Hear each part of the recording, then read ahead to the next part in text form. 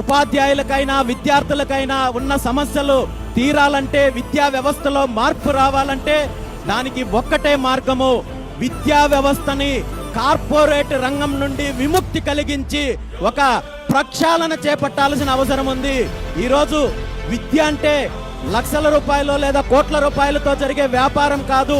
ఇది ప్రతి ఒక్కరి యొక్క హక్కు, సమాన హక్కులు కల్పించాలనే ఆలోచనతో భారత చైతన్య యువజన పార్టీ ఆవిర్భావం రోజే స్పష్టంగా ప్రకటించడం జరిగింది.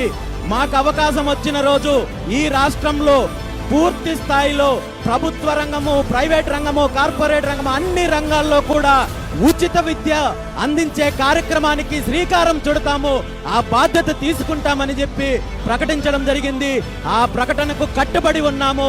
ఈ రాష్ట్ర ప్రజలు అవకాశం ఇచ్చిన రోజు, భగవంతుడు అవకాశం ఇచ్చిన రోజు ఖచ్చితంగా విద్యా వ్యవస్థలో సమూల మార్పులు తీసుకొని వచ్చి ప్రక్షాళన చేపట్టి అన్ని వర్గాలకు అన్ని రంగాలలో ఉచిత విద్యను అందించడమే ధ్యేయంగా భారత చైతన్య యువజన పార్టీ పనిచేస్తుందని చెప్పి ఈ సందర్భంగా తెలియజేస్తూ, ఉపాధ్యాయుల సమస్యల కోసము చేసే పోరాటంలో బీసీవై పార్టీ తోడ్పాటు ఎప్పుడూ ఉంటుందని మరొకసారి గుర్తు చేస్తూ, ఈరోజు ఈ అవకాశాన్ని కల్పించిన పెద్దలందరికీ కూడా ధన్యవాదాలు తెలియజేస్తూ సెలవు తీసుకుంటున్నాను.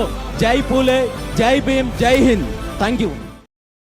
యత్ర నార్యస్తు పూజంచే తత్ర రమంతే దేవతః.